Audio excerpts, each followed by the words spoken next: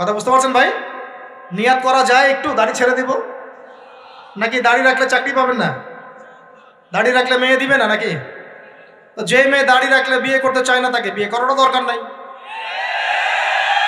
আর দাড়ি রাখলে যে চাকরি আপনাকে ছাড়তে হয় ওই চাকরিও করার দরকার নেই। চাকরির মধ্যে সব রিজিক আপনার মনে হয়? রিজিকের সবচেয়ে বড় অংশ আছে কিসের মধ্যে? বিজনেসের মধ্যে। যারা বিজনেস করে তাদের আন্ডারেই লক্ষ লক্ষ মানুষ চাকরি করে। বাংলাদেশে যে ইকোনমিক সিস্টেম, এই ইকোনমিক সিস্টেমের মূলে কারা জানেন? ব্যবসায়ীরা। কারা? বড় বড় ব্যবসায়ীরা। এমন অনেক ব্যবসায়ী আছেন যাদের একজনের জাকাতের টাকা দিয়ে একটা গ্রামের মানুষকে খাওয়ানো যায়। বিশ্বাস করছেন না? ইকোনমিক তো আমার সাবজেক্ট, আমরা পড়েছি এগুলো, পড়াশোনা করেন দেখেন। বিজনেস, এরপরে আছে ক্রিয়েটিভ কোনো প্রজেক্ট, এমন কোনো প্রজেক্ট যেটা এখন পর্যন্ত কেউ লঞ্চ করে নাই। এখন অনলাইনে অনেকে আয় করেন না, আজকে থেকে 20 বছর আগে মানুষ এটা করেছিল। এখন অনেক মানুষ বাহির থেকে পড়াশোনা করে দেশে এসে এই যে ডেইরি প্রজেক্ট করছে, পোলট্রি করছে, নতুন নতুন অনেক প্রজেক্ট করছে না? কৃষিভিত্তিক অনেক কাজ করছে। তারা কি সচ্ছল না? আমি একজন ভাইয়ের কথা জানি, যিনি আলহামদুলিল্লাহ আল্লাহর এই অধম বান্দার ওয়াজ শুনে সুদের চাকরি ছেড়ে দিয়েছিলেন। চাকরি ছেড়ে দিয়ে তিনি চায়ের বিজনেস শুরু করে, চায়ের বিজনেস। তো ইদানিং জানলাম তিনি এখন মানুষকে টাকা ধার দেন। মাশাআল্লাহ, তিনি এখন মানুষকে টাকা ধার দেন চায়ের ব্যবসা করেই। আর আমাকে তো এখনো মানুষের কাছে হাত পাততে হচ্ছে। কথা বুঝতে পারেন নাই? আল্লাহ পাক তাকে সুদ ছেড়ে দেওয়ার জন্য সচ্ছল করে দিয়েছেন। এই ওসিলা দিয়েই তিনি সচ্ছল হয়েছেন আলহামদুলিল্লাহ। রিজিক কার হাতে? এটা বিশ্বাস করেন, রিজিক আল্লাহর হাতেই। আল্লাহ পাক চাইলে আপনাকে বেহিসাব রিজিক দিবেন ইনশাআল্লাহ। অতএব সুন্নতকে বিসর্জন দিয়ে নয়, সুন্নতে থাকেন, আল্লাহ পথ খুলে দিবেন ইনশাআল্লাহ। আল্লাহ পাক তৌফিক দান করুন। যুবক ভাইদেরকে বলছিলাম, তাহলে প্রথম কাজ আমাদের ইলম অর্জন করা, তারপরে কি ভাই? নামাজের পাবন্দ হওয়া, আর নামাজ ফরজের পাশাপাশি নফলগুলোও চর্চা করা। 3 নম্বর বলেছি রাসূলের সুন্নতের উপর একদম ইস্তেকামা, দৃঢ়ভাবে আমল করা। আর সুন্নত শিখতে হলেই তো 3 দিনের জন্য বেরিয়ে যান, 7 দিনের জন্য, 40 দিনের জন্য বেরিয়ে যান। সুন্নত শিখিয়ে আপনাকে বাসায় পাঠাই দেবে ইনশাআল্লাহ। পড়াবে না? অনেক মানুষ মনে করে যে তাদের ওখানে গেলে আমার আকীদা নষ্ট হয়ে যাবে। হ্যাঁ, তাই না? তারা বিভ্রান্ত। হ্যাঁ, নাউজুবিল্লাহ। স্বপ্নে পাওয়া ধর্ম, অনেকে টিটকারি মারে, স্বপ্নে পাওয়া ধর্ম। এইসব ব্যাঙ্গের ছাতার মতো আদর্শের দিকে মুখ ফিরাবেন না। মাকবুল জামা, যেগুলো মাকবুল জামা, ক্লাসিক্যাল ইসলামের মধ্যে থাকেন, আপনি বিভ্রান্ত হবেন না। তারা আপনাকে কখনো খারাপ কাজে আদেশ করেছে? কত চোর ডাকাত মদখোর মানুষ সেখানে গিয়ে 5 ওয়াক্ত নামাজি হয়ে গেছে, সুদের ব্যবসা ছেড়ে দিয়েছে, মাদক ছেড়ে দিয়েছে, আল্লাহর ওলি হয়ে গেছে আলহামদুলিল্লাহ। তো আপনাকে তারা সুন্নত শিখিয়ে বাসায় পাঠিয়ে দিবে। এছাড়া আপনি অন্যভাবে শিখতে চলে শিখবেন, সমস্যা কি? যদি মাদ্রাসায় পড়ার তৌফিক থাকে তাহলে পড়বেন। সবাই কি মাদ্রাসায় পড়ার তৌফিক পাবে? পাবে না। নিঃসন্দেহে কিছু মানুষ তৌফিক পাবে, কিছু মানুষ হয়তো পাবে না। যারা পাবে না তারা দিন শিখবে কিভাবে? এভাবেই তো শিখবে। সুন্নতের উপর আমল করতে হবে, এটা সবচেয়ে বড় কথা। আল্লাহ পাক আমাদের সবাইকে সুন্নাহর উপর আমল করার তৌফিক দান করুন। 4 নম্বর ভাই, যৌবনকালে আমরা আমাদের সময়গুলোকে মূল্যায়ন করবো ইনশাআল্লাহ। কথা বুঝতে পারছি ভাই? সময় মূল্যায়ন কেমন? আপনার দিন রাতের একটা রুটিন থাকবে, এলোমেলো লাইফ লিড করবেন না। এই যে আমরা, আল্লাহ মাফ করুক, আমরা এখন 3টায় 2টায় 4টায় ঘুমাই, 12টা 1টা 2টায় উঠি, নাউজুবিল্লাহ। এতে করে কি আমাদের রুটিন লাইফটা ঠিক আছে? আমাদের খাওয়ার ঠিক নাই, আমাদের ঘুমের ঠিক নাই, আমাদের মানে খাবারের যে অভ্যাস, খাদ্যাভ্যাসও ঠিক নাই। আমরা একটু খেলাধুলা আগে করতাম, সেটাও এখন করি না। সারাদিন ফোন নিয়ে বসে থাকি, আর এই যে ইউটিউব ফেসবুকে বসে থাকি। গোল হয়ে বসে লুডো খেলে। গোল হয়ে কি করে? লুডো খেলে, অনলাইনে গেমস খেলে, অনলাইনে পাবজি খেলে, ফ্রি ফায়ার খেলে। আগে তো তাও ছেলে পেলে একটু ফুটবল খেলতো, ক্রিকেট খেলতো, আমরাও তো খেলেছি। ওই সময় তাও আলহামদুলিল্লাহ আমাদের ফিজিক্যাল ফিটনেস অনেক ভালো ছিল। এখন ওগুলো বাদ দিয়ে যে মানুষ পর্নোগ্রাফি দেখছে, লুডো খেলছে, পাবজি খেলছে, ফ্রি ফায়ার খেলছে, সারাদিন অনলাইনে বসে অথর্বর মধ্যে বসে আছে, এটা কি ভালো হচ্ছে? এজন্য অ্যাটলিস্ট ফজরের নামাজ পড়ে জিকির আজগার করে পড়াশোনা করে আধা ঘন্টা 1 ঘন্টা একটু খেলাধুলা করলে কি সমস্যা? একটু ফুটবল খেলেন, দৌড়াদৌড়ি করেন, জগিং করেন, একটু ব্যায়াম করেন। আল্লাহ পাক আপনাদের যৌবনে বরকত দান করুন, আমিন। এই কাজগুলো করতে হবে কিনা? ভালো না খারাপ? করেন। আর নিয়মতান্ত্রিক লাইফ লিড করবো আমরা, নিয়মতান্ত্রিক। আমার জীবনে একটা রুটিন থাকবে, এই রুটিনের বাইরে যাব না। পড়াশোনার রুটিন থাকবে, খেলার বা এক্সারসাইজ রুটিন থাকবে, খাওয়া দাওয়ার রুটিন থাকবে, দাওয়ার রুটিন থাকবে, আমি আলেমুল আমাদের কাছে যাব, এই রুটিন থাকবে। একটা রুটিন লাইফ লিড করবেন, এলোমেলো জীবনযাপন করবেন না। আল্লাহ পাক আমাকে তৌফিক দান করুন, আপনাদের সবাইকে তৌফিক দান করুন। কয়টা বলেছি ভাই বলেন? 6 নাম্বার, যৌবনকালে সবচেয়ে বেশি বেঁচে থাকবো নারীর ফিতনা থেকে। কি থেকে ভাই? যৌবনকালে সবচেয়ে বেশি বেঁচে থাকবো কি থেকে? একটা হাদিস বলি, নবী সাল্লাল্লাহু আলাইহি ওয়াসাল্লাম বলেছেন, মা তারাকতু বা'দি ফিতনাতান আদাররু আলা রিজালি মিনান নিসা। আমি আমার পরে, নবীজি বলছেন, আমি আমার পরে পুরুষদের জন্য নারীদের চেয়ে ভয়ঙ্কর কোনো ফিতনা রেখে যাই নাই। কেমন ফিতনা? আপনি একটু অনেস্টলি বলেন তো দেখি, যে আমরা যারা পর্নোগ্রাফিতে টুকটাক আসক্ত বা এ ধরনের অনলাইনে বা অফলাইনে এই ধরনের হারাম সম্পর্কের সাথে আছি, মন থেকে কি আপনি ফিল করেন যে আল্লাহ আপনার সাথে আছেন? বলেন তো দেখি, অনেস্টলি বলেন। আপনি যখন নামাজ পড়ে বাসায় ফিরে যান, ফিরে যেতে যেতে যদি আপনার চোখে খারাপ কিছু পড়ে, আপনার মনের নূরটা নষ্ট হয়, আপনি বুঝতে পারেন না? বুঝতে পারেন না? যখন আপনি এরকম হারাম কোনো সম্পর্কে আছেন, নাউজুবিল্লাহ, আপনার মনটা যে শক্ত হয়ে গেছে, আপনি বুঝতে পারেন না? আল্লাহর ওয়াস্তে নারী জাতির ফিতনা থেকে সর্বোচ্চ দূরত্ব অবলম্বন করবেন। আল্লাহ পাক তৌফিক দান করুন। কি করব তাহলে আমরা? ওই যে বলেছি, হালাল সম্পর্ক করতে পারলে হালাল, যদি করতে না পারি সবর করবেন। কি করবেন? সবর করবেন, ভালো কাজে ব্যস্ত থাকবেন, বেশি বেশি রোজা রাখবেন। কি করবেন? বেশি বেশি রোজা রাখবেন। সোমবারে রোজা রাখবেন, বৃহস্পতিবারে রোজা রাখবেন। এভাবে আপনি আপনার জীবনটা গুছিয়ে নেন, আল্লাহ পাক প্রবৃত্তিকে নিয়ন্ত্রণ করার ক্ষমতা দিবেন ইনশাআল্লাহ। এরপরেও যদি ভুল হয়ে যায়, হতে পারে এই যুগটা ফিতনার যুগ, চরম ফিতনার যুগ। যদি কোনো ভুল হয়ে যায়, খবরদার আপনি হতাশ হবেন না। ভুল হয়ে গেলে কখনো হতাশ হবেন না। হতাশা শয়তানের পক্ষ থেকে আসে, কখনো হতাশ হবেন না। দেন ওযু করে জায়নামাজে দাঁড়িয়ে 2 রাকাত নামাজ পড়ে আল্লাহকে বলবেন, আল্লাহ আমার ভুল হয়ে গেছে, আমাকে মাফ করে দাও। পারা যাবে ইনশাআল্লাহ। জীবনে কখনো হতাশ হবেন না। জীবনে যাই হয়ে যাক না কেন, কখনো হতাশ হবেন না। মনে রাখবেন, আল্লাহ আপনার রব, আল্লাহ আপনার সাথে আছেন ইনশাআল্লাহ। অতএব নারীর ফিতনা থেকে নিজেকে বাঁচিয়ে রাখার চেষ্টা করুন, আল্লাহ পাক তৌফিক এনায়েত করুন। 7 নাম্বারটা হচ্ছে, এই সমাজ আপনাকে যেভাবে শেখায়, কিভাবে শেখায়? এই যে স্কুল, কলেজ, ইউনিভার্সিটি, চাকরি, বিয়ে, সন্তান প্রতিপালন, আর তারপর ইন্না লিল্লাহি ওয়া ইন্না ইলাইহি রাজিউন, এই তো শেখায় নাকি? সবসময় মনে রাখবেন যে আল্লাহ রাব্বুল আলামিনের পরিকল্পনাই আপনার উপরে সবচেয়ে বেশি অগ্রাধিকার যোগ্য, সমাজের পরিকল্পনা নয়। পরিবার আপনাকে চাপ দিচ্ছে, চাকরি পাস না, পড়াশোনা করিস না, হ্যাঁ পড়াশোনায় কেন তুই 80 নাম্বার পাইলি না, কেন চান্স পেলি না, কবে চাকরি পাবি, কবে আমাদেরকে দেখবি, খাওয়াবি, পড়াবি, এই যে চাপগুলো চারপাশ থেকে আসে কিনা? অনেক যুবক দেখা যায় মাদকাসক্ত হয়, অনেকে দেখা যায় আত্মহত্যা করছে ইদানিং, করছে কিনা ভাই? এই শব্দটা থেকে আমি এই পয়েন্টটা আজকে লিখেছিলাম যে ভুলেও আল্লাহর প্রতি বিশ্বাস এবং তাওয়াক্কুল হারাবেন না। সমাজ যেভাবে শেখায়, সমাজ চারপাশে যে চাপ আপনাকে দিচ্ছে, এই চাপে নিজে গা ভাসিয়ে দিবেন না। আপনি আল্লাহর কাছে দোয়া করবেন, আল্লাহর কাছে পথ চেয়ে নেবেন এবং আল্লাহর প্রতি তাওয়াক্কুল ভরসা করবেন। কখনো আত্মহত্যার পথ বেছে নেবেন। কি হয়েছে? 80 নাম্বার পান নাই তো কি হয়েছে?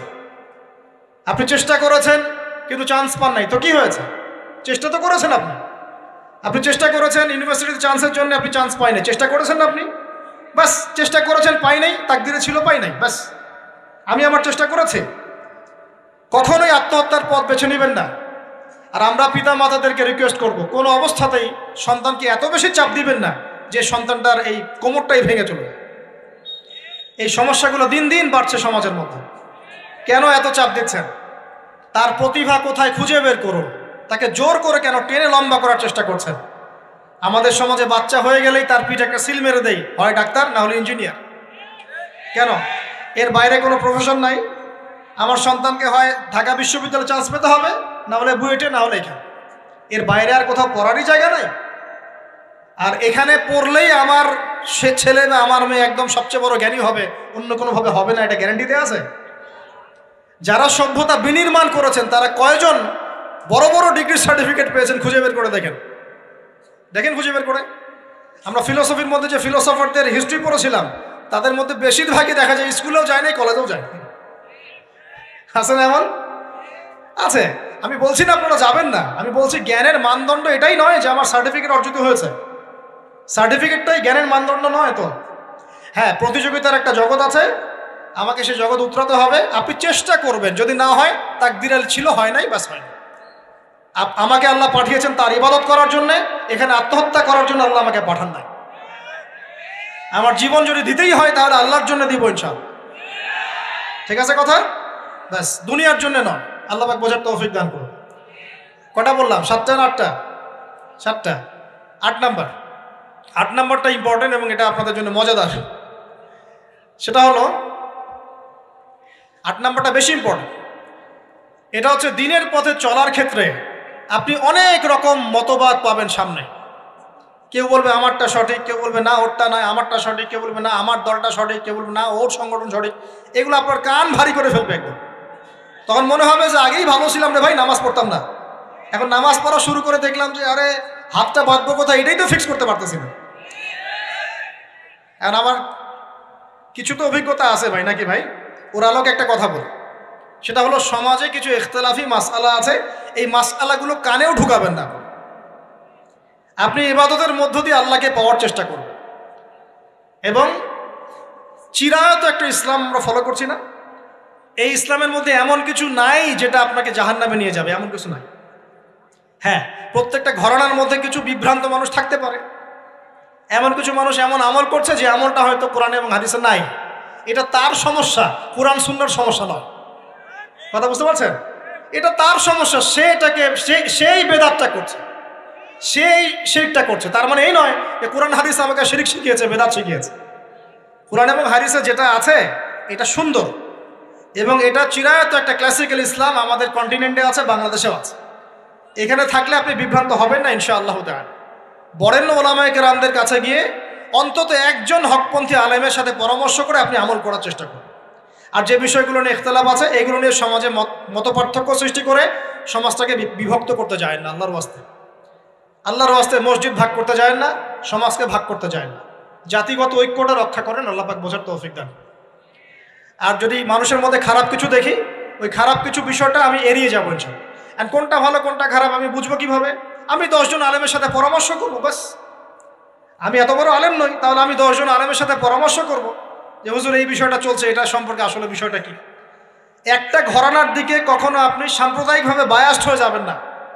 আপনি আপনার চিন্তাটাকে লিবারেল রাখবেন, হকটা যেখানে পাবো সেটা নিব ইনশাআল্লাহ।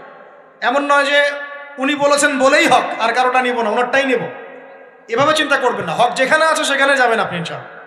আল্লাহ পাক আমাদেরকে বোঝার তৌফিক দান করুন। আর যে ইখতিলাফগুলো আছে এগুলো নিয়ে সমাজকে বিভক্ত করতে যায় না, মতানৈক্য নিয়েই ঐক্য হবে ইনশাআল্লাহ তাআলা। আল্লাহ পাক আমাদেরকে এই কথাটা বোঝার তৌফিক দান। আর শেষের দুটো হলো, যৌবনকালে আমরা আমাদের পরবর্তী জীবনের প্রস্তুতি গ্রহণ করবো ইনশাআল্লাহ। কারণ বার্ধক্যের জীবনে আপনি কিন্তু এই কাজগুলো এখন করতে পারছেন, সেগুলো পরে পারবেন না। অতএব এই সময়ই আপনি আপনার রিজিকের একটা অংশ সঞ্চয় করার চেষ্টা করুন, কিছু সাস্টেইনেবল অ্যাসেট করার চেষ্টা করুন, যাতে পরবর্তী বয়সে গিয়ে আপনাকে দিনের দিকে কাজ করার জন্য দুনিয়ার ফিতনায় পড়তে না হয়। আল্লাহ পাক আপনাদেরকে হালাল রিজিকের ব্যবস্থা করে দিন, আমি দোয়া করি আল্লাহুম্মা আমিন। আর সবশেষ যেটা বলতে চাচ্ছিলাম, দেখুন যৌবনকালে আমরা যা করতে পারবো অন্য সময় পারি না, তাই এই যৌবনেই ইলম অর্জন করে আল্লাহ পাকের দিনের এই দাওয়াতের মেহনত আমরা শহরে শহরে, গ্রামে গঞ্জে, জেলায় উপজেলায়, প্রত্যন্ত অঞ্চলে সমস্ত জায়গায় পৌঁছে দেবো ইনশাআল্লাহ। যৌবনকালে আমরা বেশি বেশি দাওয়াতি কাজ করার চেষ্টা করবো, আল্লাহ পাক তৌফিক দান করুন। যতটুকু জানেন, আপনি এতটুকু জানেন না যে নামাজ পড়তে হয় 5 ওয়াক্ত, তাহলে নিজে পড়েন, মানুষকে নামাজের দাওয়াত দেন। আপনি এতটুকু জানেন না যে ভাই সুদ খাওয়া হারাম, জানেন কি না ভাই? ব্যাস আপনি মানুষকে বলেন যে ভাই হালাল খাই, সুদ না খাই। আপনি এতটুকু জানেন না যে জেনা করা হারাম, বাস আপনি আপনার বন্ধুকে দাওয়াত দেন, ভাই জেনার দিকে যাস না এবং হারাম অ্যাফেয়ার্সে যাস না। যতটুকু জানেন অতটুকু মানুষের কাছে পৌঁছে দেন, আল্লাহ পাক তৌফিক দান করুন। যুবক ভাইদেরকে আমি এই 10টা নসিহত করলাম আছে, এই নসিহতগুলো একটু মেনে চলেন, যৌবনটা সুন্দর হবে ইনশাআল্লাহ। এছাড়া আর অনেক নসিহত আছে, এগুলো ওই যে বইগুলোর নাম বলে দিয়েছি, আল্লামা তাকি উসমানী হুজুরের যে বইগুলো, এগুলো পড়েন ইনশাআল্লাহ, দেখবেন আরো অনেক হেদায়েত আপনি পাবেন। মোটা দাগে কথা হচ্ছে, ইলম অর্জন করতে হবে। রাজি আছে কিনা ভাই? রাজি আছে কিনা বলেন? ইলম অনুযায়ী আমল বাড়িয়ে দিব। রাজি আছে কিনা? হকপন্থী ওলামায়ে কেরামের সাথে পরামর্শ করে চলবো। রাজি আছে কিনা? আমরা যৌবনকালে হালাল রিজিক অন্বেষণের চেষ্টা করব। রাজি আছে কিনা? যৌবনের সময়কে বিন্যাস করে চলবো, এলোমেলো জীবনযাপন করবো না। রাজি আছে কিনা? নারীদের ফিতনা থেকে বেঁচে থাকার চেষ্টা করব। রাজি আছে কিনা? আগামী দিনের জন্য, ইসলামকে এগিয়ে নেওয়ার জন্য দাওয়াতের মেহনত করব। রাজি আছে কিনা? আচ্ছা, এখন আসেন, এগুলো আমাদের করণীয় ছিল, আমাদের যুবকরা এখন করছে কি সেটা শুনুন। আমাদের যুবকরা এখন কিশোর গ্যাং করছে। কিশোর গ্যাং কি করছে? আপনাদের পরিবারের কর্তা যারা আছেন তাদেরকে আমি একটু রিকোয়েস্ট করবো, আপনার সন্তানের দিকে খেয়াল রাখেন। আপনার সন্তানকে যত ছোট মনে করছেন, আপনার সন্তান এখন এত ছোট নয়। কিশোর বয়সে সে এমন পাপও করে ফেলেছে যা আপনি এখনো করেন নাই। কিশোর বয়সে এমন এমন পাপ করা তার শেষ যা আপনি এখনো চিন্তাও করতে পারেন না। অতএব সন্তানকে শুধু গায়ে গতরে বড় করলে হয় না। আমরা যে সন্তানকে মানুষ করার জন্য নিজের ঘাম ঝেড়ে দিচ্ছি, মানুষ করার অর্থ হচ্ছে ওর আত্মাটাকে গড়ে তোলা, দেহটাকে গড়ে তোলা নয়, তার আত্মাটাকে গড়ে তুলুন। সন্তান থেকে খেয়াল রাখেন। ঢাকা শহরে কিশোর গ্যাংয়ের দৌরত্বে টেকা যাচ্ছে না। রাস্তাঘাটে ছিনতাই করছে, মাদক সেবন করছে, মানুষের সম্পদ মোবাইল ধুপ করে কেড়ে নিয়ে দৌড় দিচ্ছে, এক গ্যাং আরেক গ্যাংয়ের সাথে মারামারি করছে। এগুলো শিখছে কোত্থেকে? এগুলো শিখছে আপনার ওই যে অপসংস্কৃতি দেখে দেখে। পশ্চিম থেকে, আমাদের পার্শ্ববর্তী থেকে অনেক অপসংস্কৃতি ঢুকছে ভিতরে, ওটা দেখে দেখে দেখে দেখে শিখছে কি করতে হয় না করতে।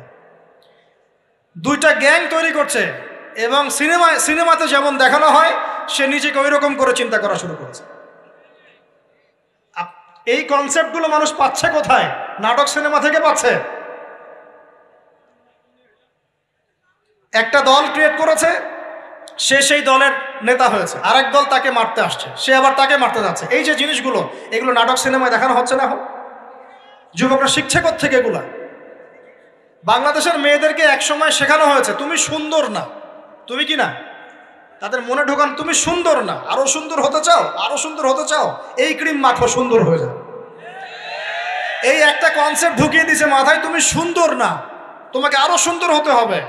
আল্লাহ তোমাকে যে সৌন্দর্য দিয়েছেন এটা যথেষ্ট না, অন্যরা আরো অনেক বেশি সুন্দর, তুমি সুন্দর না, এই ক্রিম মাখো সুন্দর হবে।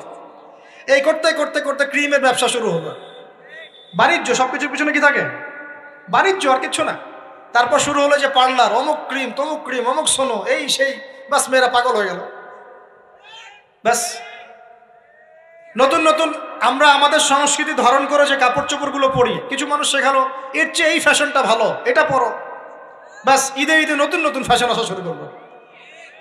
আর পাঞ্জাবি পায়জামা পরা তো আমাদের বাপ দাদাদেরই সুন্নত, এটা বাঙালিদেরই সুন্নত।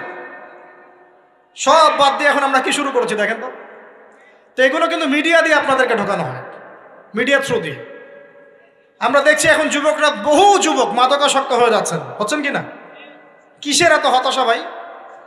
কি হয়েছে? আপনার গার্লফ্রেন্ড আপনাকে ছেড়ে চলে গেছে? তা গেছে না হয়তো, কি হয়েছে ভাই? কি হয়েছে? গার্লফ্রেন্ড ছেড়ে চলে গেছে তো কি হয়েছে? আল্লাহ পাকের জমিনে কি মেয়ের অভাব নাকি? 40 জন নারীর দায়িত্ব একটা ছেলেকে নিতে হবে সে জামানায়, মানে মা, বোন, ফুপু, খালা, স্ত্রী, এই সব মিলে 40 জন কাঁধে উঠে যাবে। এখন ঘরে ঘরে মেয়েদের সংখ্যা বাড়ছে না? নবীজি বলেছেন শেষ জামানায় মেয়েদের সংখ্যা বাড়বে, ছেলেদের সংখ্যা কমবে। কমছে কি না ছেলেদের সংখ্যা? এখন হয়তো এভারেজ 100, 104, পরে দেখবেন আরো বেড়ে গেছে। শুধু আমেরিকার হিস্ট্রি ঘেটে দেখেন, ওখানে ছেলে মেয়ের অনুপাতটা কেমন, কমছে সব জায়গাতে, আরো সামনে কমবে। তো একজন গার্লফ্রেন্ড আপনাকে ছেলে চলে গেছে, বাস জীবনটা উৎসর্গ করে দিতে হবে তার জন্য? এখন কি ফেন্সিডিল, গাঁজা, ইয়াবা এগুলো সেবন করতে হবে? আপনাকে কে সৃষ্টি করেছেন ভাই? কি উদ্দেশ্যে? প্রথমে কি একটা বলেছে, কি উদ্দেশ্যে? আমাকে আল্লাহ পাঠিয়েছেন দুনিয়াতে নামাজ পড়তে, রোজা রাখতে, দিনের প্রচার করতে, দিনের জ্ঞান অর্জন করতে, এই তো। তা আমি একজন মেয়ের জন্য জীবন নষ্ট করে দিব কেন? আমি তাহলে আল্লাহর কাছে কি মুখ দেখাবো আর নবীর কাছে কি মুখ দেখাবো? ওখানে গিয়ে বলবো আল্লাহ আমি আমার অমুক প্রেমিকার জন্য আশেক হয়ে একদম জীবন দিয়ে দিয়েছি, আত্মহত্যা করেছি? গেছে ভাই, যাইতে দেন। যে ব্যক্তি আপনার অবস্থানকে মূল্যায়ন করে নাই সে আপনার যোগ্য ছিল না। এখন আপনি কি করবেন? নিজের অবস্থান উন্নত করেন, আপনার পিছনে লাইন ধরে ঘুরবে ইনশাআল্লাহ। এটাই বাস্তবতা। দুনিয়া খুব খারাপ জিনিস। মানুষ মানুষের অবস্থানকে মূল্যায়ন করে, মানুষ মানুষের অবস্থানকেই মূল্যায়ন করে, কিন্তু আল্লাহ রাব্বুল আলামিন আপনাকে সর্বাবস্থায় ভালোবাসেন। আলহামদুলিল্লাহ। এই যে আমরা এখন অনেক পাপ করছি না, আল্লাহ কি আমাদেরকে আযাব দিয়ে ধ্বংস করে দিয়েছেন? আল্লাহ পাক এখনো আমাদেরকে ভালোবাসেন, রহম করেন, অপেক্ষায় আল্লাহ পাক অপেক্ষা করছেন কখন তওবা করবে, আমি তওবা কবুল করব। এই কখন আমার বান্দা খালি একবার বলে আস্তাগফিরুল্লাহ, আল্লাহ পাক সাথে সাথে মাফ করে দেবেন। আর সেই আল্লাহকে ভুলে আপনি কার পিছনে ছুটছেন? আমরা কিন্তু নিয়াত করতে পারি ভাই যে আমরা যারা ওয়াজ শুনলাম জীবনে কোনোদিন সিগারেটে হাত দিব না ইনশাআল্লাহ। রাজি আছি ভাই? অন্য বড় বড় জিনিস তো বহুত দূরের কথা। আচ্ছা, অনেকে রাজি হয় নাই কেন? আপনারা কি অলরেডি আসক্ত? আমি অনেক ভাইকে দেখেছি মাশাআল্লাহ ইফতার খুলেই একদম বেনসন টানা শুরু করে। হ্যাঁ, এটা যে হারাম আপনাদের কেউ ওয়াজ করে শোনায় নাই? এটাকে কি মনে করেন আপনারা, হারাম না হালাল? কেউ বলেছে মাকরু, নাকি মাকরু ফতোয়া দিয়েছে? মাকরুহ শব্দের অর্থ জানেন আপনি? মাকরুহ শব্দের অর্থ কি একটু শোনেন। সূরা বনী ইসরাইল খুলবেন। কোন সূরা? সূরা বনী ইসরাইল। আল্লাহ পাক বলছেন আমি বনু ইসরাইলকে এই কাজগুলো করতে নিষেধ করেছি। কোন কোন কাজ? জেনা করো না, জেনার ধার কাছে যেও না, এতিমের মাল আত্মসাৎ করো না, শিরিক করো না ইত্যাদি। যারা আলেম আছেন তারা আমার কথা বুঝবেন। এই কাজগুলোর পরে আল্লাহ পাক বলছেন যে এই প্রত্যেকটা কাজ আল্লাহর কাছে মাকরুহ, অপছন্দের। কিসের? অপছন্দ। তাহলে এটাকে আপনি সহজ মনে করছেন? নিয়াত করি আল্লাহ পাকের সন্তুষ্টির জন্য আমরা কোনোদিনও মাদকের সাথে সম্পৃক্ত হব না ইনশাআল্লাহ। আর বিশ্বাস করেন, শুধুমাত্র মাদকদ্রব্য নিয়ন্ত্রণ অধিদপ্তর এই আইন কানুন এগুলো দিয়ে, জরিমানা দিয়ে মানুষকে মাদক ছাড়ানো যাচ্ছে না, যাবে না। কেন যাবে না এটা আপনারা খুব ভালো করেই জানেন, আমি বলতে চাচ্ছি না। অনেক সময় মাদক বিরোধী কনসার্ট করে মানুষ, মাদক বিরোধী কনসার্টে ওঠার আগে এক বোতল ডাইল খেয়ে আসে। এগুলো কি বাস্তব কথা বলছি না অবাস্তব কথা বলছি? আমাদের যুবক ভাইরা কোশ্চিন কালেও মাদকের ধার কাছে যাবেন না ইনশাআল্লাহ। একটা হাদিস খালি মনে রাখেন, একটা, এই হাদিসটা মনে রাখেন। নবী সাল্লাল্লাহু আলাইহি ওয়াসাল্লাম বলেছেন কেউ যদি মাদকদ্রব্য সেবন করে তার 40 দিনের নামাজ কবুল হবে না। সিগারেট একটা খেয়েছি, 40 দিন নামাজ নাই। এরপর যদি সে তওবা করে আল্লাহ মাফ করে দিবে। আবার যদি মাদক খায় আবার 40 দিন কবুল হবে না। যদি আবার তওবা করে আল্লাহ মাফ করে দিবে। আবারও যদি খায় আবারও 40 দিন কবুল হবে না। আবারও তওবা করলে আল্লাহ আবার মাফ করে দিবে। চতুর্থবার সে যদি মাদক খায়, আল্লাহ রসুল সাল্লাল্লাহু আলাইহি ওয়াসাল্লাম বলছেন আল্লাহ পাক কিয়ামতের মাঠে তাকে তিনাতুল খাবাল পান করাবেন। কি পান করাবেন? তিনাতুল খাবাল। সাহাবীরা বললেন ইয়া রাসূলুল্লাহ এটা কি? তিনাতুল খাবাল কি? নবী সাল্লাল্লাহু আলাইহি ওয়াসাল্লাম বলছেন এটা হচ্ছে জাহান্নামীদেরকে আযাব দেওয়ার পর তাদের রক্ত মাংসের যে পুঁজ বের হবে, এই যে ড্রিঙ্কস, জাহান্নামের হার্ড ড্রিঙ্কস, এই ড্রিঙ্কসের নাম হলো তিনাতুল খাবাল। আল্লাহ পাক আমাদের সবাইকে মাদক থেকে বাঁচিয়ে রাখুন। হতাশা মাদক দিয়ে দূর হয় না। হতাশা দূর হবে, বলে দিব, 3টা জিনিস, মাত্র 3টা। কয়টা ভাই? 1, 5 ওয়াক্ত নামাজ। এক কি?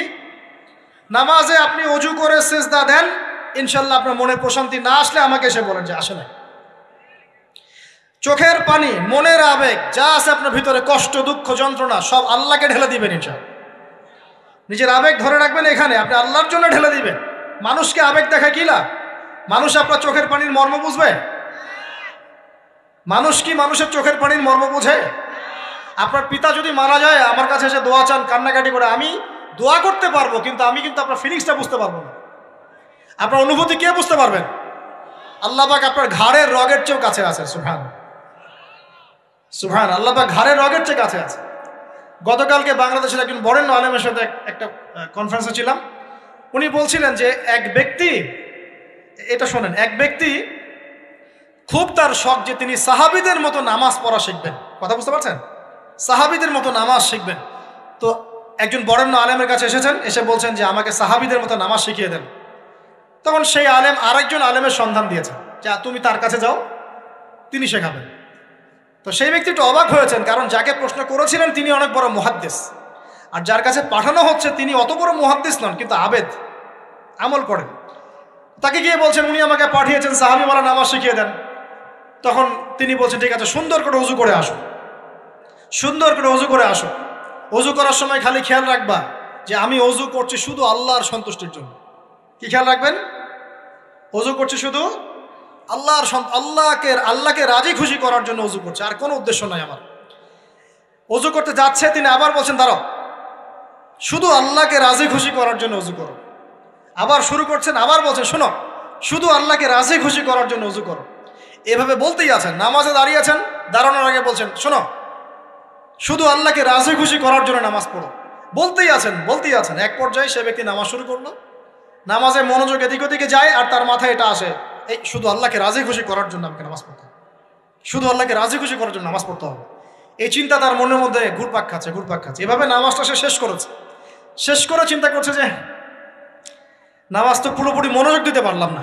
বারবার মাথার মধ্যে এরকম চিন্তা আসছে, আল্লাহ আমাকে তো মাফ করে দাও, নামাজটা আমার মনে হলো না ঠিক মতো।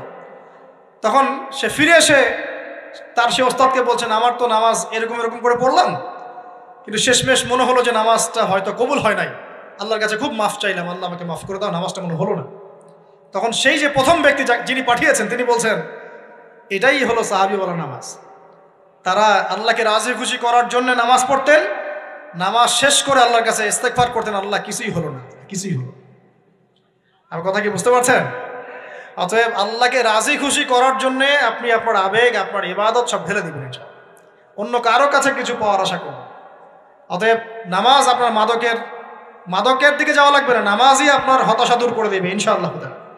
2 নাম্বার আমল হচ্ছে কোরআন তেলাওয়াত। যে ব্যক্তি কোরআন তেলাওয়াত করতে পারে নিয়মিত, তার মনের মধ্যে এই হতাশা, এই ভীরুতা, এই কাপুরুষতা কিচ্ছু আসবে না ইনশাআল্লাহ। আমি গ্যারান্টি দিচ্ছি আপনাকে, হতাশা আসবেই না আপনার মনে যদি আপনি কোরআন বুঝতে পারেন। কোরআনের একটা আয়াত নিয়ে কোনো সময় দেখা যায় 2-3 ঘন্টা সময় পার হয়ে যাচ্ছে, আয়াতটা ছেড়ে সামনে যেতে পারছি না। কোরআনের ভিতরে ঢুকলে আপনি দুনিয়ায় ভুলে যাবেন কি হচ্ছে আশপাশে। আমি এমন অনেক আলেমকে দেখেছি যে পাতলা একটা বই, আরবি বই নিয়ে পড়া শুরু করেছেন, ওই যে ফজরের পরে জোহরের ওয়াক্ত হয়ে যাচ্ছে, বইটাই শেষ করতে পারেননি। বুঝতে পারবেন? যখন আপনি ইলমের ভিতরে ঢুকে যাবেন, কোরআনের ভিতরে, হাদিসের ভিতরে, আপনার দুনিয়ার খেয়ালই নাই। একজন আলেম তিনি এক রাত্রে একটা বই লিখেছিলেন, চটি বই, এক রাত্রের মধ্যে। বলা হচ্ছে, তার সম্পর্কে বলা হচ্ছে যে রাতের খাবার তাকে দেয়া হয়েছে যে আপনি এটা খেয়ে নেন। তো যে খাবারটা পাশেই আছে, খাবারটা খাবো, এটা লিখে খাবারটা খাবো, এরকম তার চিন্তা ছিল। ফজর হয়ে গেছে, বই লিখাও শেষ, খাবার এই অবস্থায় পড়ে আছে, ডুবে গেছেন ভিতরে, খাওয়ার মাথায় তার খেয়াল নাই। এরকম হয়। একজন মনীষী, বিখ্যাত মনীষী, রিয়াদুস সালেহীন কিতাবের রাইটার, সংকলক আল্লামা নববী রাহিমাহুল্লাহ, এরকম সারা রাত চলে গেছে, পাশে 2টা খেজুর, ওই 2টা খেজুর খাওয়ারই সময় পান। হাদিস নিয়ে গবেষণা করতে রাত পার হয়ে গেছে। আমি বলতে চাচ্ছি, যখন ইলমের ভিতরে, কোরআন হাদিসের ভিতরে ঢুকে যাবেন, আপনার দুনিয়ার খেয়াল আপনার চলে যাবে ইনশাআল্লাহ। এই টেনশন, হতাশা, এই সেই বাদ, তখনই আল্লাহ পাক আপনাকে তার পক্ষ থেকে রহমত দিবেন, বরকত দিবেন, আল্লাহ আপনার দুনিয়ার কাজগুলো করে দিবেন ইনশাআল্লাহ। তখন দেখবেন কেউ আপনার দুনিয়ার ওই কাজটা করে দিয়েছে, কেউ ওই কাজটা করে দিয়েছে, কেউ বাসায় খাবার পাঠিয়ে দিয়েছে, আল্লাহ পাকই এগুলো করাই দিবেন ইনশাআল্লাহ। তো প্রিয় ভাইরা, মাদকে যাব না আল্লাহর কাছে আসবো? 2 নাম্বার কোরআন তেলাওয়াত, 3 নাম্বার আল্লাহর জিকির। 3 নাম্বার কি ভাই? আল্লাহর জিকির। চলতে ফিরতে সব সময় মুখ চলতে থাকবে, মুখ না চললেও মনে মন তাজা থাকবে, মনে জিকির হতে থাকবে। মনে জিকির করতে পারেন?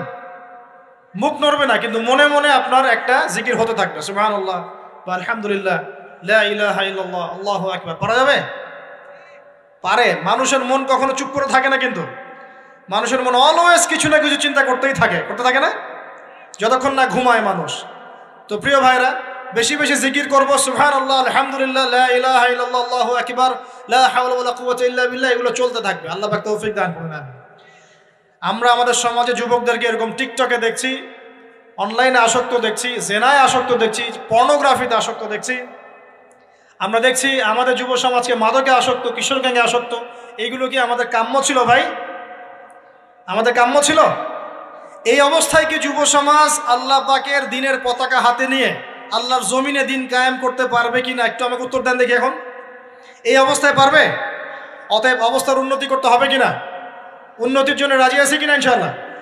আমরা চাই কি আল্লাহ পাকের দিনটা আল্লাহর জমিনে প্রতিষ্ঠা লাভ করুক, আল্লাহর দিন সবার ঘরে ঘরে পৌঁছে যাক, আল্লাহ পাকের দিনের যে সৌন্দর্য সবাই সেটাই, এই সৌরভটা সবাই পাক, আমরা চাই কিনা? সমাজে শান্তি প্রতিষ্ঠা হোক, আবার সেই রাসূলের মতো যুগ চলে আসুক, আমরা চাই কি না? অতএব আমাদের সবাইকে যৌবনের এই প্রলোভনগুলো থেকে বেরিয়ে এসে আল্লাহ পাকের ইবাদতে আত্মনিয়োগ করতে হবে। আল্লাহ পাক আমাদের সবাইকে তৌফিক দান করুন, বলি আমিন। আমাদের সবাইকে আল্লাহ রাব্বুল আলামিন কোরআন এবং হাদিসের গভীর জ্ঞান অর্জন করার তৌফিক দান করুন, বেশি থেকে বেশি ইবাদত করার তৌফিক দান করুন। আল্লাহ পাক সবাইকে হারাম সমস্ত রিজিক থেকে বাঁচিয়ে রাখুন, জেনা, ব্যভিচার এবং নারীর ফিতনা, মাদক থেকে আল্লাহ বাঁচিয়ে রাখুন। আল্লাহ পাক আমাদের সবাইকে হালাল রিজিক, হালাল সম্পর্ক যথেষ্ট করে দিন।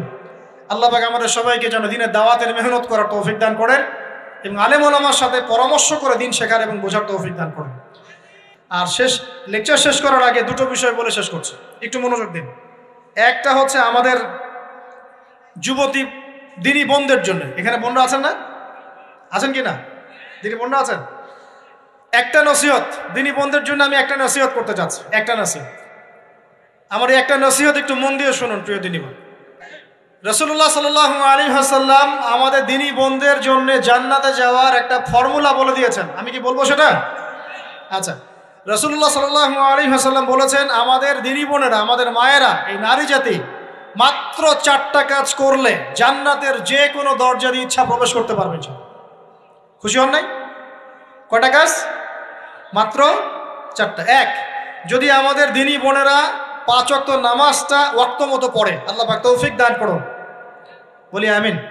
2 নাম্বার, যদি তারা রমাদান মাসের রোজাটাকে ঠিক মতো আদায় করতে পারে। 1 নাম্বার 5 ওয়াক্ত নামাজ ঠিকঠাক আদায় করা, 2 নাম্বার রমজান মাসে সওম রাখা, 3 নাম্বার তাদের লজ্জাস্থানের হেফাজত করা, মানে শরঈ পর্দা মেনটেন করা, শরঈ পর্দা মেনটেন করা। এবং আমি বলে দেই, চেহারাটা আপনাদের পর্দার অন্তর্ভুক্ত। এটা নিয়ে অনেক বাকবিতণ্ডা হয় না সমাজে, চেহারা দেখানো যাবে কি যাবে না ইত্যাদি। চেহারা আপনার পর্দার অন্তর্ভুক্ত বিষয়, ফুল স্টপ। এর উপরে ফতোয়া অনেকভাবে দিচ্ছে, কিন্তু বরেণ্য উলামায়ে কেরামের কিতাবগুলো ঘাটাঘাটি করেন, তাদের ফতোয়া হচ্ছে চেহারা আপনার পর্দার অন্তর্ভুক্ত বিষয়, চেহারা ঢেকে রাখবেন। আল্লাহ পাক তৌফিক দান করুন। চোখ থাকবে খোলা, ঠিক আছে। 4 নাম্বার, স্বামীর আনুগত্য করতে হবে। স্বামীর আনুগত্য, এই যে আনুগত্য শব্দ শুনলেই মানুষের একটা মানে নেগেটিভ ধারণা তৈরি হতে পারে। স্বামীর আনুগত্য মানে কি আমি তার দাসত্ব করব? আনুগত্য মানে, প্রিয় দিনী বোন, আনুগত্য মানে দাসত্ব নয়। আনুগত্য মানে কোরআন সুন্নাহর যে বিধানগুলো আপনার স্বামী আপনাকে পালন করতে বলবে, আপনি সেগুলো করবেন, আপনি করতে বাধ্য। কিন্তু স্বামী যদি কোরআন সুন্নাহর বাইরে কিছু করতে বলে, সেটা মানতে আপনি বাধ্য নন। স্বামী যদি আপনাকে বলে যে সুদ খাও, এই যে সুদী এনজিওতে আসো, নাম লেখাও। স্বামী যদি আপনাকে বলে যে আসো বেপরদায় বাইরে যাই, সাজুগুজু করে বের হও, চলো ঘুরে আসে বেপরদায়। স্বামী যদি বলে দেবরকে একটু খাবারটা দিয়ে আসো, আমার অফিসের কলিগ আসছে, খাবার পরিবেশন করো, আসো ডাইনিংয়ে আসো। এই যে হারাম কাজ, বেপরদার আদেশ করছে, সুদের আদেশ করছে, আপনি সেগুলো পালন করবেন। কিন্তু হালাল বৈধ যে কোনো বিষয় আপনি স্বামীর আনুগত্য করবেন, এটা আপনার উপর ফরজ। এই 4টা কাজ যদি আপনি করতে পারেন, জান্নাতের যে কোনো দরজা দিয়ে ইচ্ছা আপনি প্রবেশ করতে পারবেন ইনশাআল্লাহ। আল্লাহ পাক আমাদের দিনী বোনদেরকে এই 4টা কাজ করার তৌফিক দান করুন। আমাদের সবাইকে আল্লাহ পাক জান্নাতের জন্য কবুল করুন, বলি আমিন। আর একটা বিষয় বলতে চাচ্ছিলাম, সেটা হলো ওই যে প্রথমে বলেছি যে সূরা ইউসুফের সেই সমাধানটা বলবো কি না? আচ্ছা, সূরা ইউসুফটা ইনশাআল্লাহ আমি আরেকদিন পুরো সূরাটা সংক্ষিপ্ত করে আলোচনা করব ইনশাআল্লাহ। যদিও একটা লেকচারে সম্ভব হবে বলে মনে হচ্ছে না আমার কাছে, 2টা বা 3টা লেকচারে নিয়ে আসবো ইনশাআল্লাহ। তবে আজকে একটা চিস্ট খালি বলছি। ইউসুফ আলাইহিস সালামের জীবনটা খুবই ট্র্যাজেডিপূর্ণ। নবীর পরিবার থেকে ভাইদের শত্রুতায় ওই যে কূপে চলে গেলেন, কূপ থেকে চলে আসলেন মিশরের বাজারে, সেখান থেকে বিক্রি করে দেওয়া হলো তাকে, রাজা তাকে কিনে নিলেন, তারপরে সেখানে তিনি বড় হতে লাগলেন রাজপ্রাসাদে। তারপরে ওই যে রাজার কি স্ত্রী তাকে জেনার জন্য আহ্বান করেছিল, সেখান থেকে তিনি জেলখানায় চলে গেলেন, আবার জেলখানা থেকে আবার মিশরের খাদ্য মন্ত্রণালয়ের দায়িত্ব পেলেন, তারপরে তিনি মিশরের শাসকের দায়িত্ব পেয়ে গেছেন, তাই তো? আচ্ছা, এর মধ্যে একটা জায়গা খালি বলবো আজকে আপনাদের। টপিকটা কি দিবা তোমরা?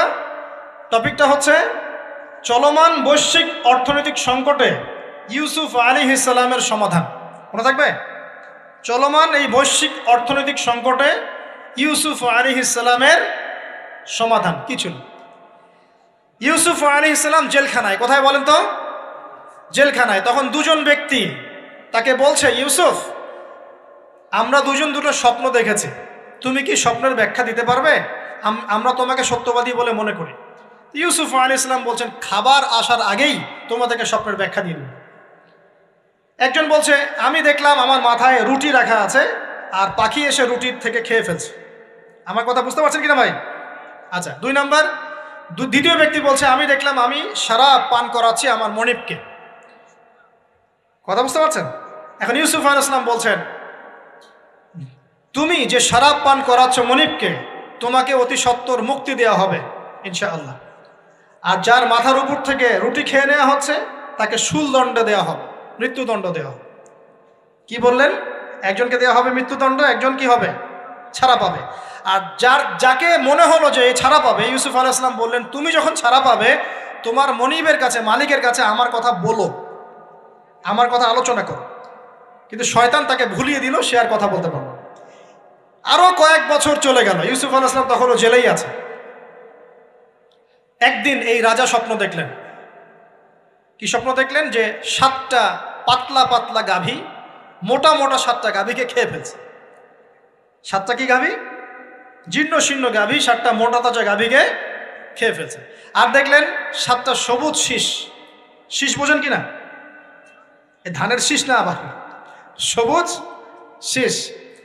আর দেখছেন এই যে শীষ মরে গেলে যেমন দেখায় না একটা রং, এরকম শীষ।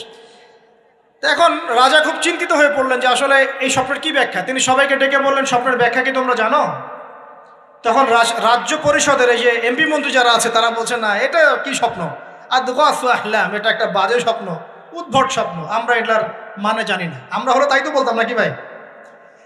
কিন্তু ওই ব্যক্তি স্মরণ হয়ে গেল যে ছাড়া পেয়েছে, আরে ইউসুফ তো স্বপ্নের ব্যাখ্যা দিতে পারে। দৌড়ে গেলেন তিনি জেলখানায়। ইউসুফ আইয়ুহা সিদ্দিক, হে সত্যবাদী নবী ইউসুফ, আমাকে কি এই স্বপ্নের ব্যাখ্যা বলতে পারবেন? 7টা জীর্ণ শীর্ণ গাভী 7টা মোটা তাজা গাভীকে খেয়ে ফেলছে। ইউসুফ আলাইহিস সালাম এই স্বপ্ন শুনে বললেন, ইউসুফ আলাইহিস সালাম শুধু স্বপ্নের ব্যাখ্যাই দিলেন না, বরং এই স্বপ্ন যে সত্য এটা তিনি বিশ্বাসও করলেন। এই স্বপ্ন একটা সমস্যাকে নির্দেশ করছে এটাও বুঝে ফেললেন। এই সমস্যার সমাধানও তিনি দিয়ে দিলেন। বলেন সুবহানাল্লাহ। আমার কথা বলছেন, ইউসুফ আলাইহিস সালাম স্বপ্নের ব্যাখ্যা দিচ্ছেন না, বরং স্বপ্নটা যে সত্য তিনি মেনে নিচ্ছেন এবং এই স্বপ্নের ফলে একটা সামনে খারাপ সময় আসতে যাচ্ছে এটা তিনি বিশ্বাস করছেন এবং এর সমাধান তিনি জাতিকে দিচ্ছেন। ইউসুফ আলাইহিস সালাম বলছেন, তোমাদের সামনে 7 বছর দুর্ভিক্ষ হবে। কি হবে বলেন? 7 বছর। সারা বিশ্বের অর্থনৈতিক প্রেক্ষাপট একটু বিবেচনা করেন তো, যে আমরা একটা খারাপ সময়ের দিকে যাচ্ছি না আস্তে আস্তে, এবং নীরব একটা দুর্ভিক্ষ সারা ওয়ার্ল্ডে চলছে না? করোনার সময় ছিল, ওই সময় একটা সমস্যা ছিল, ইউক্রেন রাশিয়ার ইস্যু ছিল, আরও অনেক ইস্যু আছে, শুধু এগুলো ইস্যু নয়। অপচয় ইস্যু আছে, দুর্নীতি ইস্যু আছে, জুলুম আছে, তারপরে যে পারমাণবিক ক্ষেত্রগুলো আছে, বড় বড় পরাশক্তিদের চাপ আছে, অনেক ব্যাপার আছে, রিজার্ভ কমে যাওয়া, অনেক বিষয় আছে। সারা বিশ্ব একটা অর্থনৈতিক মন্দা দেখছে কিনা? ইউসুফ আলাইহিস সালাম বললেন, 7 বছর তোমাদের এখানে প্রচুর ফসল ফলবে। এটা 7টা সবুজ শীষ, প্রচুর ফসল ফলবে তোমাদের এই অঞ্চলের মধ্যে। তোমরা একটা কাজ করো, তোমরা ওই 7 বছরের ফসলের যতটুকু অংশ তোমাদের না খেলে নয়, অতটুকু দিয়ে তোমরা তোমাদের জনগণের চাহিদা পূরণ করো, আর বেশি অংশটাকে রিজার্ভ করে রেখে দিও। আমার কথা বুঝতে পারছেন? ইউসুফ আলাইহিস সালাম বলছেন না যে স্বপ্নটা সত্য, তিনি সমাধান দিচ্ছেন উল্টা। এটা তো হবে সামনে, স্বপ্ন সত্য মিথ্যা তো দূরের কথা, এটা সামনে হতে যাচ্ছে। 7 বছর তোমরা প্রচুর ফসল ফলাবে, এই ফসলের একটা বড় অংশ রিজার্ভ করে রেখে দিও, আর বাকি অংশটা দিয়ে তোমরা জনগণের চাহিদা পূরণ করো। মানে অপচয় করা যাবে না, যাবে কোনো সম্পদ অপচয় করা যাবে না। এরপর তোমাদের সামনে আসবে 7টা বছর দুর্ভিক্ষের বছর, আকাশ বৃষ্টি বন্ধ করে দেবে। আকাশ কি করবে? বৃষ্টি বন্ধ করে দেবে। তার মানে ওই 7 বছর আমরা কিভাবে চলবো তাহলে? এই যে রিজার্ভ করেছি, এই রিজার্ভ বা সঞ্চিত সম্পদ দিয়ে আমরা 7 বছর চলবো। এরপরে আল্লাহ রাব্বুল আলামিন 8ম বছরে আকাশ থেকে বৃষ্টি বর্ষণ করবেন, আবার ফসল ফলবে। কথা কি বুঝতে পারছেন? এই ব্যাখ্যা অন্যরা দিতে পারলো না, ইউসুফ আলাইহিস সালাম দিতে পারলেন। এই ব্যক্তি দৌড়ে গিয়ে রাজাকে বলল, এই হলো স্বপ্নের ব্যাখ্যা। রাজা, ইউসুফ এই স্বপ্নের ব্যাখ্যা দিয়েছেন। রাজা কত বিচক্ষণ ছিলেন, রাজা সত্য মিথ্যা চিনতেন। তিনি বুঝতেন যে আসলেই সত্য কাকে বলে, মিথ্যা কাকে বলে। এই আমার এমপি মন্ত্রীরা শোনো, তোমরা কেউ সমাধান দিতে পারো নাই, ইউসুফ সমাধান দিয়েছে। ইউসুফকে আমার কাছে নিয়ে আসো, আমি তাকে আমার কাছে নিকটে আসন দিব, বলেন সুবহানাল্লাহ। এবার ইউসুফ আলাইহিস সালামকে ডেকে তিনি সম্মানিত করলেন, সম্মানিত করে বললেন যে কোন দায়িত্ব দিলে তুমি আমাদের এই রাজ্যটাকে বাঁচাতে পারবে এই দুর্ভিক্ষের হাত থেকে। ইউসুফ আলাইহিস সালাম নিজে বলছেন, আমি হচ্ছে বিশ্বস্ত মানুষ, আমি হচ্ছি রজুলুন আমিন, আমি বিশ্বস্ত এবং আমি আস্থাভাজন, আমাকে আপনি খাদ্য মন্ত্রণালয়ের দায়িত্ব দেন, ইনশাআল্লাহ আমি এই প্রবলেমগুলো সলভ করবো ইনশাআল্লাহ। এরপর তাকে দায়িত্ব দেওয়া হলো খাদ্য মন্ত্রণালয়ের। 7 বছর তিনি এরকম পলিসি গ্রহণ করলেন, মিশরের লক্ষ লক্ষ মানুষ পরবর্তী 7 বছরের দুর্ভিক্ষ থেকে বেঁচে গেছে। কোরআন তো মূল্যায়ন করি না আমরা, আর কোরআনের কথা যারা বলে ওদেরকেও মূল্যায়ন করি না। এই জন্য আমরা বলছি বর্তমান চলমান অর্থনৈতিক সংকটের সবচেয়ে বড় বড় সমাধান হচ্ছে এক, ভাই জনগণ হই আর সরকার হই, কোনো সম্পদ অপচয় করা যাবে না। আমরা সম্পদ অপচয় করি না? আপনি উজু করেছেন, আপনি 1 বালতি পানিতে উজু করেছেন, ট্যাপ ছেড়েছেন, মসজিদের 1 বালতি পানি চলে গেছে, কেন পানি অপচয় করলেন? আমাদের 5টা ফ্যানের দরকার নেই বাসায়, আপনি 5টা ফ্যান চালাচ্ছেন কেন? আপনি ঘর থেকে বের হলেন, ফ্যান চলছে, কেন চলছে? ঘর মুছেছেন, ফ্যান ছেড়ে দিয়েছেন, এই যে পাখা বাতাসে শুকাবে মাটি, কেন? এসি চালিয়েছেন, 24 ঘন্টা চালানোর কি দরকার? 2 ঘন্টা চালিয়ে বন্ধ করলে হয়। বিদ্যুতের ব্যাপার, গ্যাসের ব্যাপার, তেলের ব্যাপার, আমরা কি কম অপচয় করি মনে হচ্ছে আপনার কাছে? আমরা প্রচুর অপচয় করি। আর আমরা জনগণরা সাধু না, আমরা বেশি অপচয় করি। আমরা অপচয় করি না ভাই? প্রমাণ আপনি নিজের বাসায় পাবেন। পানির অপচয়, আপনার তেলের অপচয়, আপনার গ্যাসের অপচয়, আপনার বিদ্যুতের অপচয়, এগুলোর উপর কঠিন আইন করা দরকার। অপচয় করলে শাস্তি দিতে হবে, অপচয় করা যাবে না। অপচয় কমালে কি হবে? আমরা সম্পদ বেশি রিজার্ভ করতে পারবো। এই যুগে কি কি সম্পদ রিজার্ভ করলে আমরা সচ্ছল হতে পারবো, এই হেদায়েতগুলো আপনাকে ওই সোকল প্রোটেস্ট্যান্ট মৌলবীরা দিতে পারবে না ইনশাআল্লাহ তাআলা, কারণ তাদের কাছে ইকোনমিক্সের জ্ঞান নাই।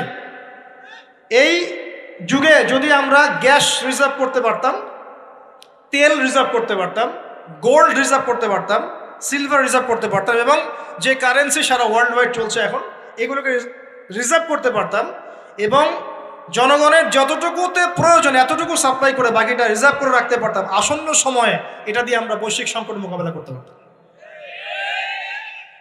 আমার কথা রাগ করলেন? আমি কি কারো শত্রু? কোন দলের লোক? আমি আপনাদের জাতির একজন, আপনাদেরই ভাই, আপনার শুভাকাঙ্ক্ষী, এবং আপনি আর আমরা ভাইয়ের মতো। কিসের মতো? নিজের ভাইয়ের মতো। আপনার গায়ে আঘাত লাগলে আমি কষ্ট পাবো, আপনাকে কে গালি দিলে আমি কষ্ট পাবো। আমাদের জনগণের ক্ষতি হলে আমাদের বুক কাঁদবে না? জনগণের ক্ষতি হলে, দুঃখ দুর্দশা হলে আমাদের বুক কাঁদা উচিত, উচিত কি না? আমাদের সবাইকেই যার যার দায়িত্ব পালন করতে হবে। আমরাও অপচয় বন্ধ করে দেবো ইনশাআল্লাহ তাআলা। রাজি আছি ইনশাআল্লাহ? যত বাকি বকেয়া সব আছে সব পরিশোধ করার চেষ্টা করবো ইনশাআল্লাহ। আমরা সরকারি সম্পদ অন্যায়ভাবে আত্মসাৎ করব না, এবং আমরা আমাদের সমাজে যত দুর্নীতি আছে এটা বন্ধ করতে হবে, যত প্রকার দুর্নীতি আছে বন্ধ করতে হবে, যত কালো টাকা আছে সাদা করতে হবে, এবং সাস্টেইনেবল অ্যাসেটগুলোকে রিজার্ভ করতে হবে। তাহলে আগামীতে বিশ্ব ডুবে যায়, যাক, বাংলার মাটি ডুববে না ইনশাআল্লাহ। ইউসুফ আলাইহিস সালাম এই হেদায়েত আমাদেরকে দিয়ে গেছেন, কোরআনের মাধ্যমে আল্লাহ এই হেদায়েত আমাদেরকে দিয়ে গেছেন। আল্লাহ পাক আমাদের সবাইকে কোরআন বোঝার তৌফিক দান করুন। আজকে এখানে শেষ করছি ভাই। সুবহানাকা আল্লাহুম্মা বিহামদিক আশহাদু আল্লা ইলাহা ইল্লা আনতা আস্তাগফিরুকা ওয়া আতুবু ইলাইক। আসসালামু আলাইকুম ওয়া রাহমাতুল্লাহি ওয়া বারাকাতুহু।